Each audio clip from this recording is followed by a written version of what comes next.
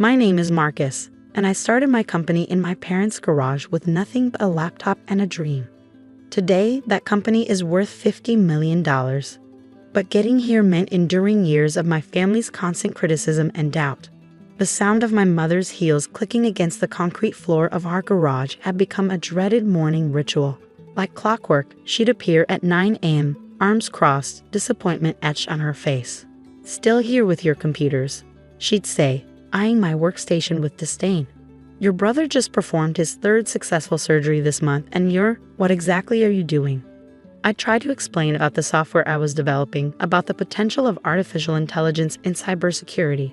But her eyes would glaze over. To her, if it wasn't medicine or law, it wasn't a real career. My workspace wasn't much. Just a beaten-up desk from a garage sale, 3 monitors I'd salvaged from my old job, and a whiteboard covered in code sequences. But to me, it was everything. Every algorithm I wrote, every line of code I debugged brought me closer to my vision. Creating an AI-powered security system that could protect small businesses from cyber threats at a fraction of the current market cost. "Marcus," my father's voice boomed from the doorway one evening, "your mother and I need to talk to you." I knew that tone. It was the same one he used when I told him I was dropping out of medical school to pursue programming. I saved my work and followed him inside. They sat me down at our kitchen table, the same spot where they'd lectured me countless times about wasting my potential. My brother David's medical school graduation photo smiled down at us from its prominent place on the wall. A constant reminder of what they considered success. "This has gone on long enough," my father began, his voice stern. "You're 28 years old, living in our garage, playing with computers while your brother is saving lives. Do you know how embarrassing it is when our friends ask about you?" "I'm not playing, Dad. I'm building something important. My security software could help thousands of small businesses." "Enough," he cut me off. "Either get a real job or move out. We're done subsidizing this fantasy." My mother reached across the table, her face softening slightly.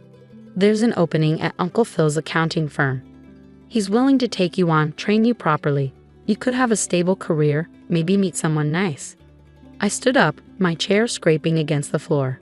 "I'm not giving up on this. What I'm developing could revolutionize how small businesses protect themselves online.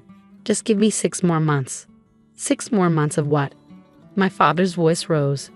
"6 more months of you hunched over those screens, muttering about code while real opportunities pass you by. While your brother builds a respectable career and a family." That moment crystallized everything for me. They would never understand, never see past their narrow definition of success. But I knew what I was building. I'd seen the potential in my early tests, noticed how my prototype could detect and neutralize threats that even expensive enterprise systems missed. "Fine," I said quietly.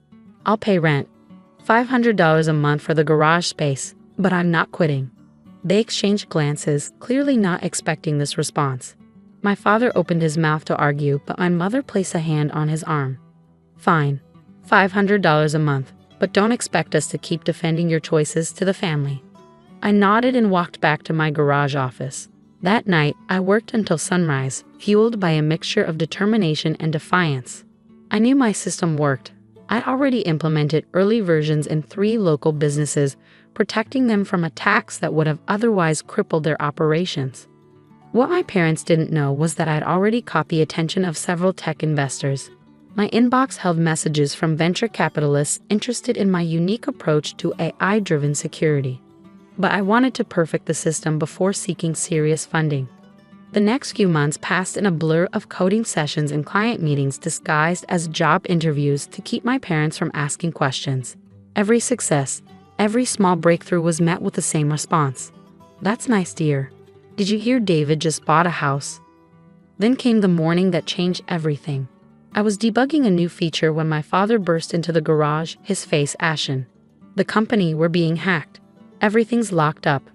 Morrison Tech, my father's medical supply company, had been hit with ransomware. The attackers were demanding $2 million in cryptocurrency to unlock their systems. For a medium-sized family business, it was a potentially fatal blow. "Let me help," I said, already reaching for my laptop. "What could you possibly do?" He scoffed, but desperation made him pause. "The IT team says it's hopeless." "Just let me try." For the next 48 hours, I barely moved from my desk. My security system, which I'd been perfecting for 3 years, went head-to-head with the ransomware. Line by line, bite by bite, my AI identified patterns, exploited weaknesses, and systematically dismantled the attack. By the third morning, I not only removed the ransomware, but also traced the attack back to its source and strengthened their entire network against future threats. The company's data was safe, their systems more secure than ever. My father stood in the garage doorway staring at me with an expression I'd never seen before. It wasn't quite respect. Not yet, but it was something close to amazement. "How did you?" he started. "This is what I've been playing with for the past 3 years," I said quietly, turning my main monitor toward him. "This is what I've been trying to tell you about." On the screen was my security systems interface, showing real-time threat detection and prevention across multiple networks. It was elegant, powerful, and unlike anything else on the market. That's when my phone rang. It was James Morton, CEO of CyberShield Industries, one of the largest cybersecurity firms in the country. Somehow, he'd heard about what my system had accomplished. "Mr. Chen," his voice was eager, "we've been watching your work for a while. But what you just did with that ransomware attack, we need to talk. Immediately?" I looked at my father still standing in the doorway and put the call on speaker. As James outlined an initial offer, $50 million for my company, with me staying on as Chief Technology Officer, I watched my father's face transform. But this wasn't the end of the story, because what my family didn't know, what no one knew yet, was that I had plans of my own. Plans that would make that $50 million look like pocket change and would force my family to completely reevaluate everything they thought they knew about success. The news of CyberShield's offer spread through my family like wildfire. Suddenly, the garage they'd mocked for years became a place of pilgrimage. Relatives who had never shown interest in my work now appeared daily, armed with business ideas and investment opportunities. My brother David was the first to visit, his surgical scrubs exchanged for a business suit. "Marcus," he said, settling into my spare chair with an air of authority he'd perfected over years of being the family's golden child. "We need to discuss how to handle this opportunity as a family." I continued typing, not bothering to look up. "Handle what exactly?" "The CyberShield offer, of course. $50 million is significant capital. With my business acumen and your technical skills, we could turn this into a real empire." I finally turned to face him. "Your business acumen? David, you've never shown interest in anything I've done here. Last month, you told Aunt Sarah I was going through a phase." He had the grace to look slightly embarrassed. "That was before I understood the potential. Look, I've already spoken to some colleagues at the hospital. Their investment group." No, the word came out sharper than I intended, but years of dismissal had built up to this moment. "This is my company, my work. I don't need your help managing it." David's face darkened. "Don't be stupid, Marcus. You're a programmer, not a businessman. You need someone who understands the real world." Before I could respond, my parents appeared in the doorway. My mother's eyes were bright with an enthusiasm I hadn't seen directed at me in years. "Marcus, darling," she rushed forward, "we've been thinking. Your father's company has excellent connections in the medical industry. If we integrate your security system into Morrison Tech's network, think of the possibilities." I sat back, watching them plan my future as they had always done. But this time was different. This time, I held all the cards. "Actually," I said calmly, "I've already made my decision about CyberShield's offer." They fell silent, waiting. My father stepped forward, his business face on. "Son, before you make any hasty decisions, let's discuss this as a family. Your brother and I have experience in corporate negotiations." I declined their offer. The silence that followed was deafening. My mother's smile froze, David's jaw dropped, and my father's face turned an interesting shade of red. "You did what, JT?" My father exploded. "Are you insane? $50 million, Marcus.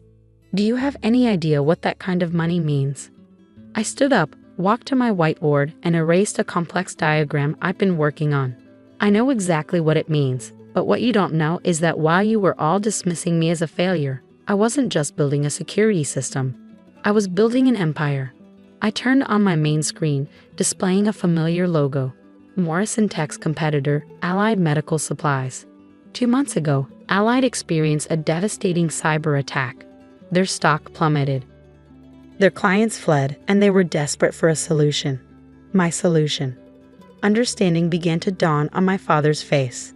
Allied was Morrison Tech's biggest rival, and they had recently announced a mysterious partnership with a tech startup that had revolutionized their security infrastructure.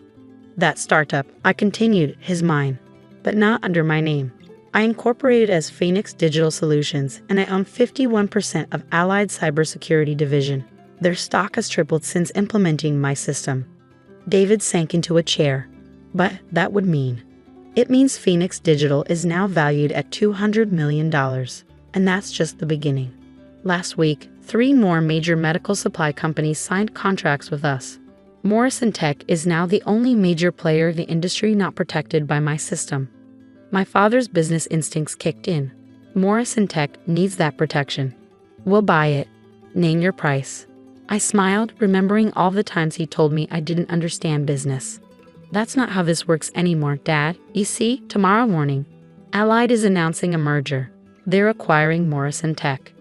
The color drained from my father's face. What? The board voted this afternoon. They're tired of falling behind technologically. Allied's offer was too good to refuse, and guess who advised them on the merger? My mother sank into a chair beside David. Marcus, you can't. I'm not doing anything except running my company successfully. The same company you all mocked as a waste of time. The same hobby you insisted would never amount to anything. I stood up, straightening my shoulders.